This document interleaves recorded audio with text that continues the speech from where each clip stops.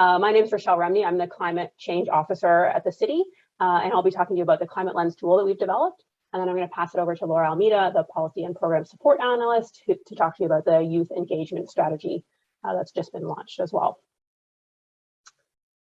So just a little bit of background on the City of Brantford, for those of you who aren't familiar. We are located in Southern Ontario, just along the Highway 403, halfway between Hamilton and Woodstock.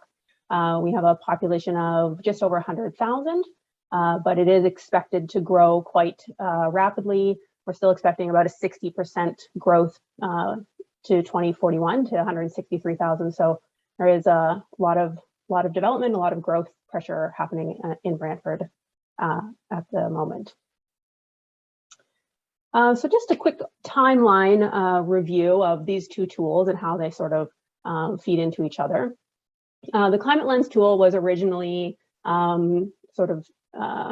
presented in the Climate Emergency Declaration. So the City of Brantford, like many other municipalities at that time, declared a climate emergency at the end of 2019. But within that declaration, there was very specific wording and direction to staff to do specific work. So that gave us direction to develop a carbon reduction strategy, to develop a quantification tool, and also put right in there that we wanted to commit to net zero emissions by 2050. So it was very detailed emergency declaration that gave staff sort of the direction to develop a lot of these tools that we now have in place. So with that, we set to work. We developed a corporate climate change action plan, which got approved at the end of 2020. And at that time, we also proposed the concept for the Climate Lens tool. So we worked with staff and some other committee members to develop the idea of this Climate Lens tool, and then that was approved by council at the end of 2020 with the direction to continue development and have it ready for implementation at the end of 2021. So that was launched just in November of 2021.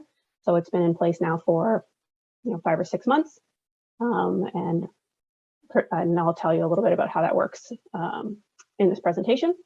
And then the youth strategy got launched at the beginning of 2021. So there was some initial planning discussion with the Brantford Youth Council. There was lots of public engagement through pop-up community consultations and surveying. And Laura will certainly elaborate on that in her presentation. And then that was launched just in January of this year. So it's hot off the press. So I just wanted to provide the wording from the Climate Emergency Declaration, so you sort of understand the direction that we were given by council to develop this Climate Lens tool, because I know that's often a question that gets asked about how does staff bring this forward? Like how did you get the support or the direction to develop this Climate Lens tool? So this was baked right into our Climate Emergency Declaration, and it said that we should develop a process to ensure that every matter coming before City Council will quantify and report its impact relative to the climate emergency and Brantford's carbon reduction strategy. So that's what we've been trying to develop and implement. So here's a fairly simplified sort of illustration of our development process. So that Climate Emergency Declaration that I mentioned was prepared by SPAC, which is Environmental and Sustainability Policy Advisory Committee. So that's a citizens committee made up of volunteers, the committee of council, so it has a council member representative on there and some staff as well. And so they work on various environmental and sustainability projects and weigh in on some policy review and direction. So they worked with staff and council member to develop that emergency declaration with all of that detailed direction in it. And then we also, once that was approved, worked with them to sort of develop the foundation or the baseline for this tool. So that happened, that was at the end of 2019. We worked with them for a couple months, and then COVID interrupted our ability to work closely with them because the committee sort of wasn't able to meet regularly anymore. So we took that internally at that time more to develop it, but we did have that initial direction from them. So we met a lot with staff and and worked with the different departments to understand what information's out there, what kind of staff reports are coming through to council. So we had an understanding of what this tool needed to do and measure and produce. So once that was sort of gathered up, we had a proposal, we presented that to council, council approved that, and then we got to work sort of actually building the tool itself, because it did need to, you know, have a format that was usable. So the function of this tool, I think really there's three different functions of this tool. The most obvious function is the quantification process. So trying to track data, collect data on the climate impacts and other environmental impacts of council decisions, and to calculate emissions. So there is a tool in there that allows you to collect energy use data and calculate that directly over to tons of CO2e. So that is certainly one of its purposes. The other purpose is to just get this into the discussion. So we now have a section that I'll elaborate on a little bit, section right in the report about climate and environmental impacts. So it brings these issues to the forefront, gets them into the conversation, gets staff thinking about them, gets council thinking about them, brings it out to the public, where we can talk about issues and propose mitigating solutions and also those sorts of things. And I think even more importantly than the others is this education piece. It's creating that climate literacy. It's getting that climate change conversation into staff and council discussions, and it's creating that transparency. So we are trying to get this information into council reports, get it into council conversations. You know, sometimes that makes it into newspaper coverage, or, you know, you have community members coming into these conversations. So it is getting this conversation moving and creating more education and literacy on climate change. So the Climate Lens process that we've developed has two components. So one, as I mentioned, is that staff report section in all committee and council reports. And then the other piece is a calculator tool that is used to quantify emissions and gather other metrics where required. So this is just a view of our council reports. This is the City of Brantford template for council reports from staff. So we do have a section in there now, section 11, which is climate and environmental implications. So it's right under there underneath financial implications. So it's just there to provide data for council to now have another data point for consideration when they're deciding on whatever proposal or projects in front of them, right underneath any financial impacts. So it does sort of force that topic into the conversation, which I think is really important. So what this report section is supposed to present is both qualitative and quantitative information. And there's the quantitative side of things is only applicable to a couple of departments at this time. But the qualitative sort of discussion piece of this process is required by all departments. So if there's a report coming forward that has any sort of potential climate or environmental impact, staff are required to include that information in this new section of the staff report so that it's clearly described separately from the rest of the report content. So that can include, you know, anytime there's an issue, ways that they're trying to mitigate that issue, land use changes, policy changes that may have some sort of community-wide, you know, behavioral change.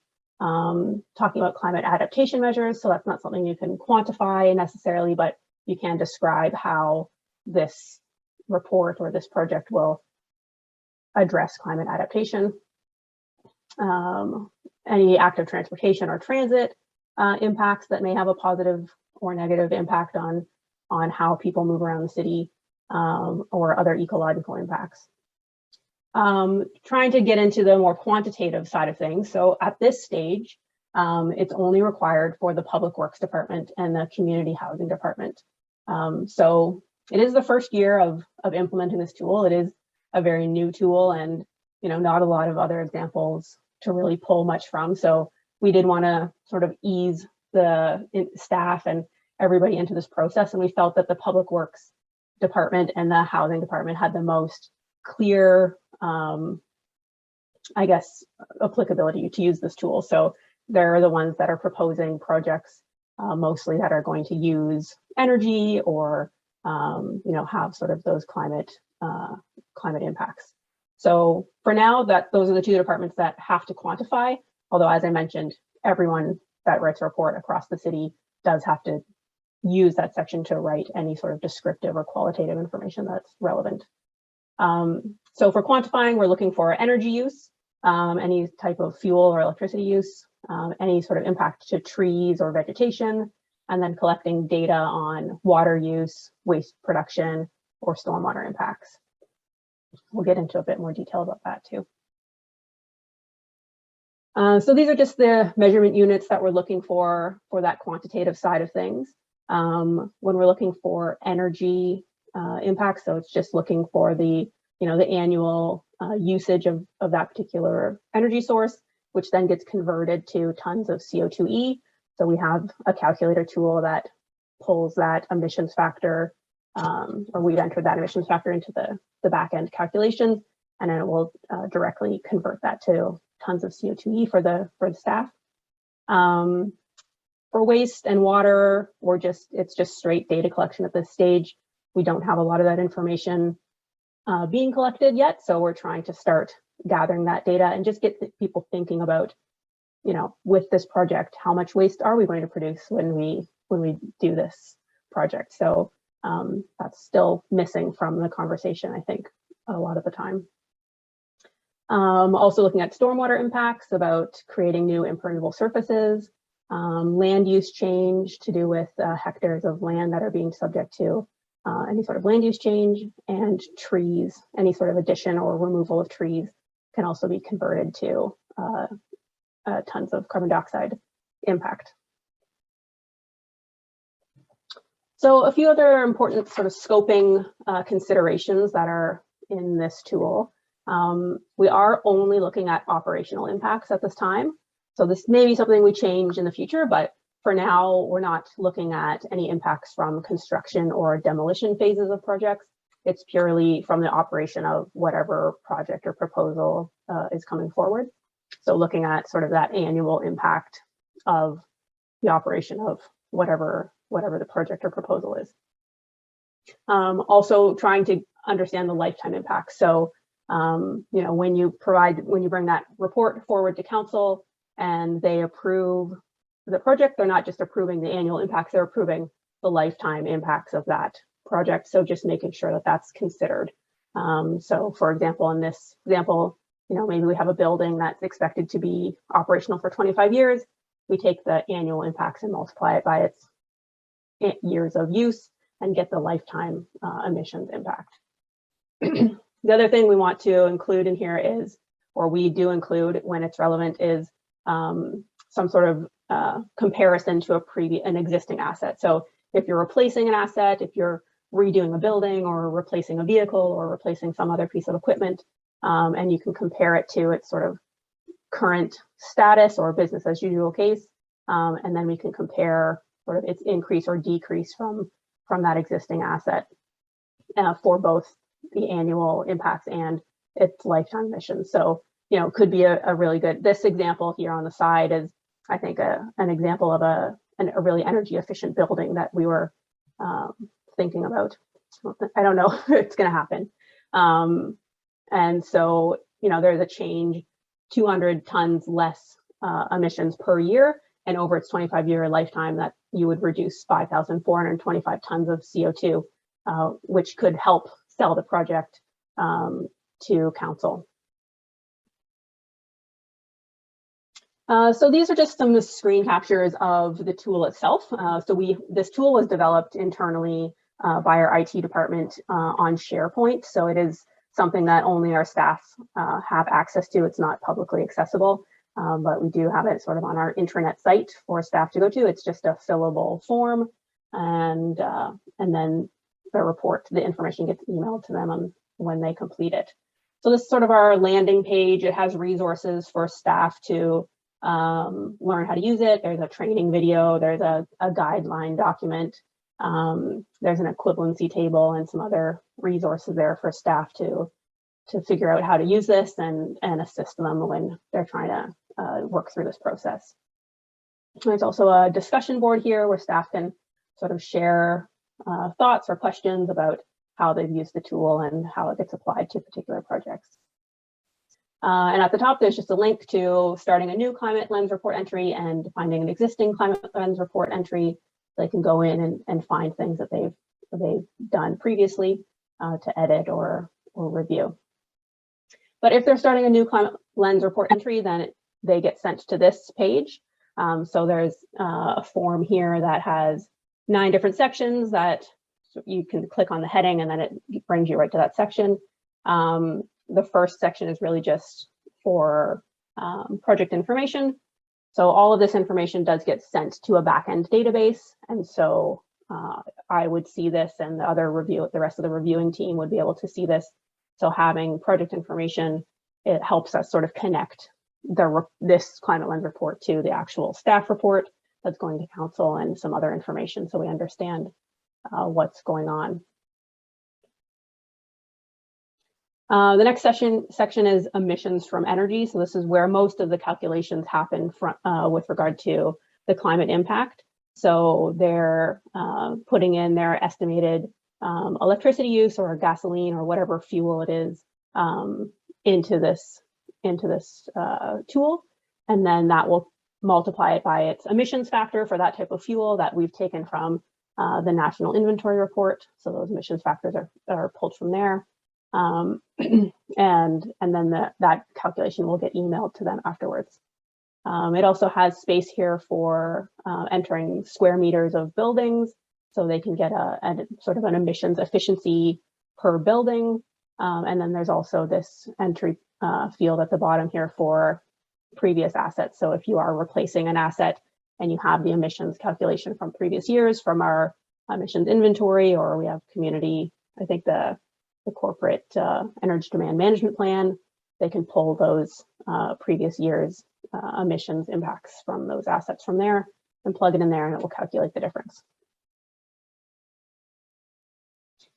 So for the waste and water section, again, this is just purely data collection. So it gives, the intention is that people work through this tool section by section and think about all of these different pieces of their project, and each of them sort of address a particular area of sustainability that we're hoping to improve. So, if their project's going to produce waste, trying to think about and estimate how much waste it's going to create and describing any ways they've tried to mitigate that impact or reduce waste being created through the design or operation of the project.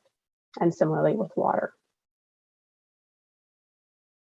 For stormwater, we're also trying to create a little bit more knowledge and awareness of stormwater impacts at the city. So looking at any new impermeable surfaces that are created as a result of the proposal, and then totaling up what that impermeable area is on the property as a whole. So we sort of get an idea of, if we have a property that's 80% impermeable, that's something that we need to think about and try to improve upon.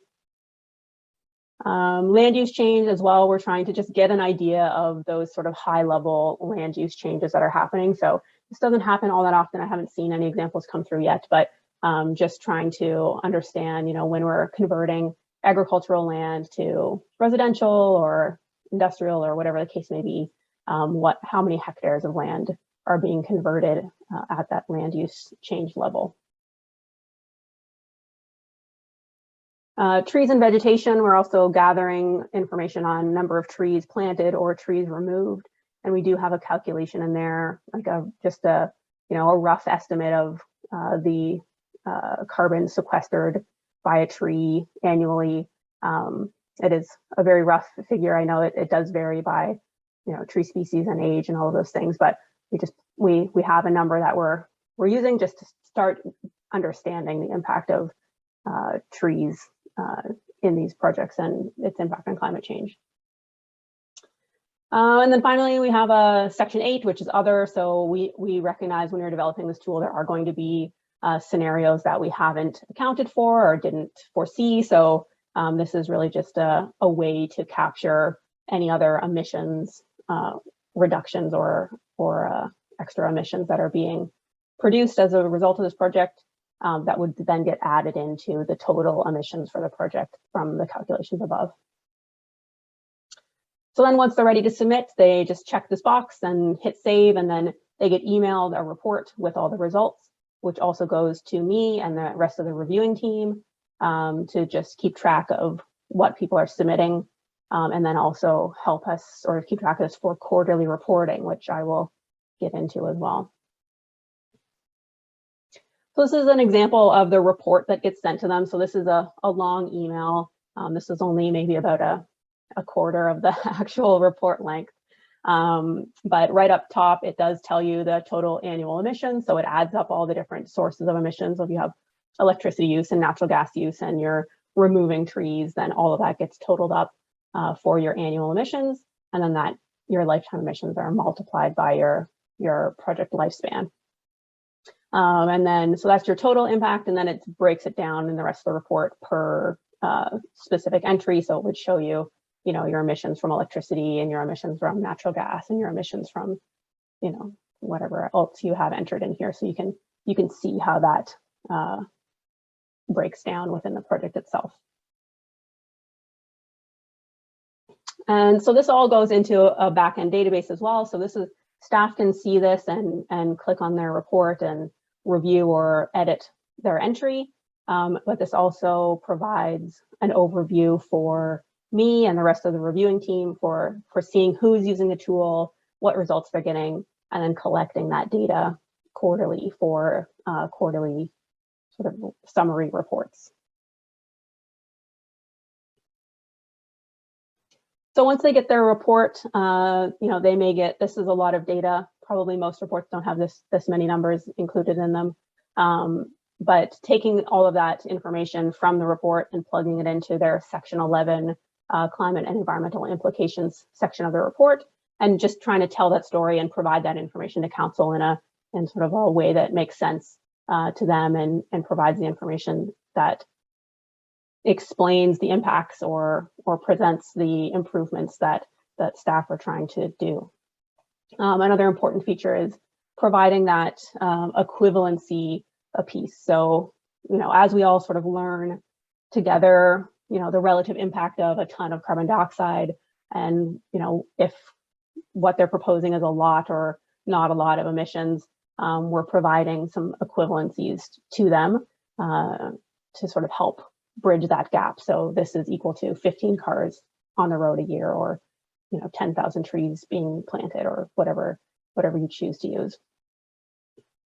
So we have created this comparisons table because we were getting asked for this information regularly from staff, like how can I, can you tell me what a comparison is? And I noticed even when I was providing this information, it wasn't always consistent because a car isn't always the same, producing the same amount of carbon dioxide across the board. So we just had to make some assumptions and keep it consistent so that when that information was being provided to council, it was a consistent comparison that was a useful comparison. So we provided this to council, and then they can just say, this is 50 tons of carbon dioxide, which is equivalent to 11 trucks a year, or whatever they choose to use. So that was also a request from council so that they could sort of interpret that data in a way that made sense to them until we all learn more about what this data means to us. So as I mentioned, we are also required to do quarterly reporting. So as we get this information in, we only had enough data to do one of these. So we just provided our first quarterly report to council on the results of this tool. And I think that those reports will sort of change and will adjust what information is being presented in there as we sort of gather more of this data. So it is all still very new, but it does give us an opportunity to sort of look back over the quarter, say these are the projects that were brought forward, these were the emissions that were approved through the council process or avoided through some of these council decisions, and just gives us sort of like that higher level overview.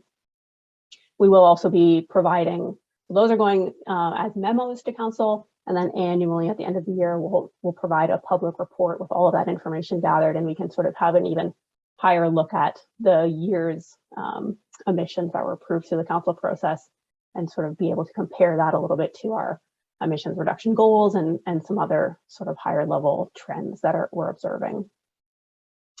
So this is the table that was included in the most recent quarterly report. So, you can see that we had, I don't think this is the full table, but 4 or 5 or 6 reports that came through with the emissions calculated, and we then totaled those up to say, over this past quarter, through the council approval process, 1,391 tons of carbon dioxide were approved annually, and some of those were new. So some of these you can see are replacement vehicles. So it was asked that we made that clear that it was not all new emissions. Some of them were just being replaced that were previous emissions from that already existed.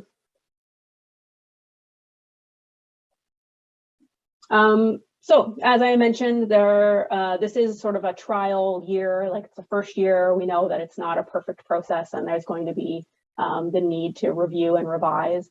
So we do plan to do that. In November would be the year, November 1st, 2022 would be 1 year of implementation.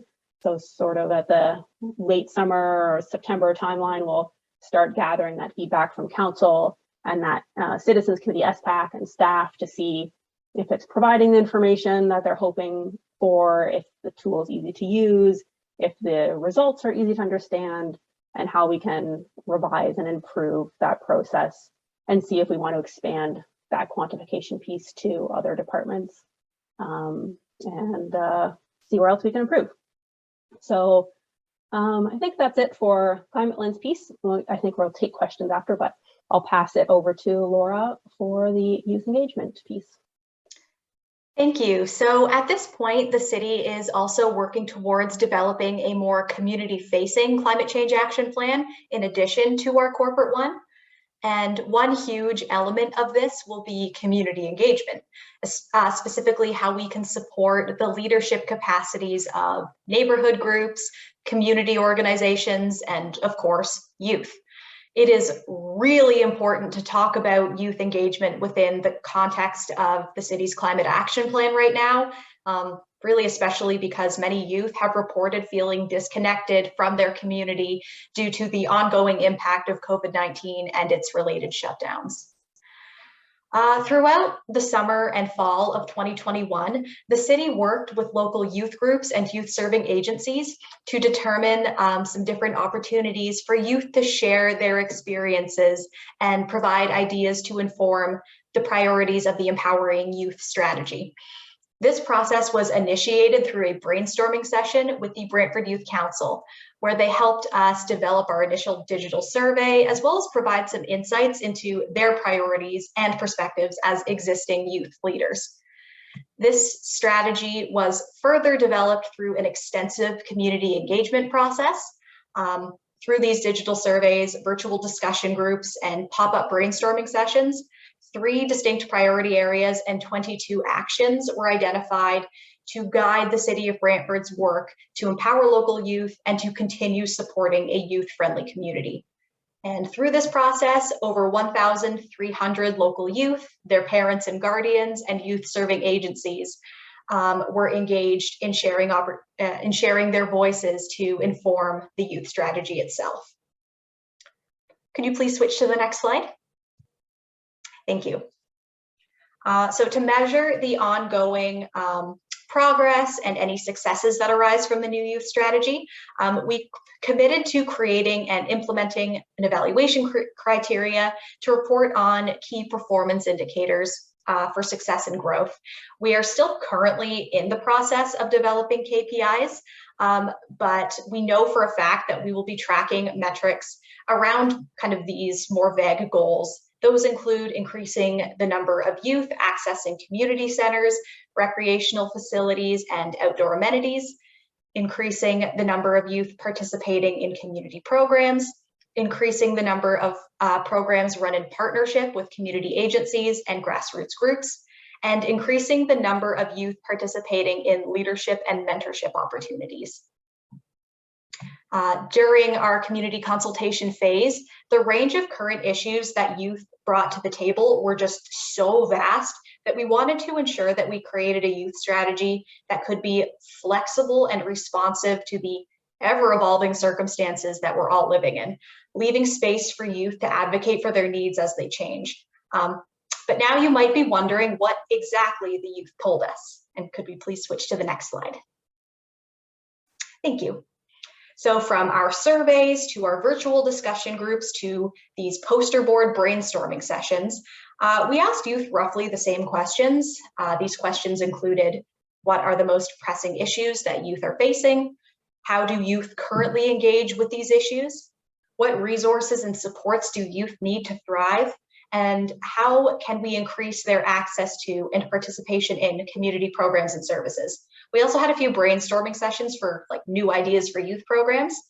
But when we asked kind of those broad questions, the topic of leadership and development support came up quite frequently, especially when addressing some of the areas indicated in the quotes above. Youth stated that they want to be directly involved in creating safe spaces, implementing the truth and reconciliation calls to action, advocating for new and enhanced mental health resources, etc. So the range of these local issues was so wide.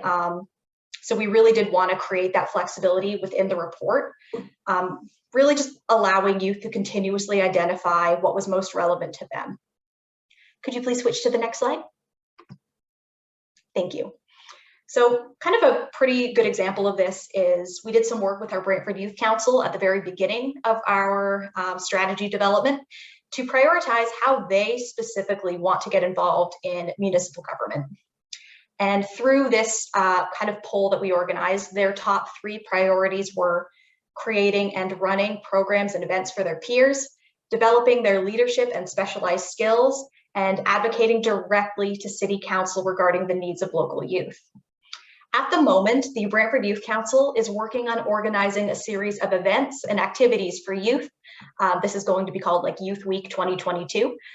This will include opportunities to learn more about the local programs and resources that are available to youth in the community, including leadership development programs. They're coming back.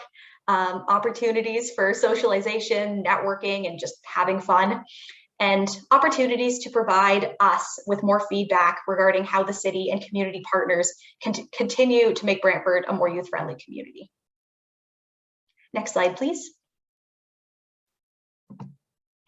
So continual youth engagement and leadership will play a major role in the development of the community, the Climate Action Community Plan.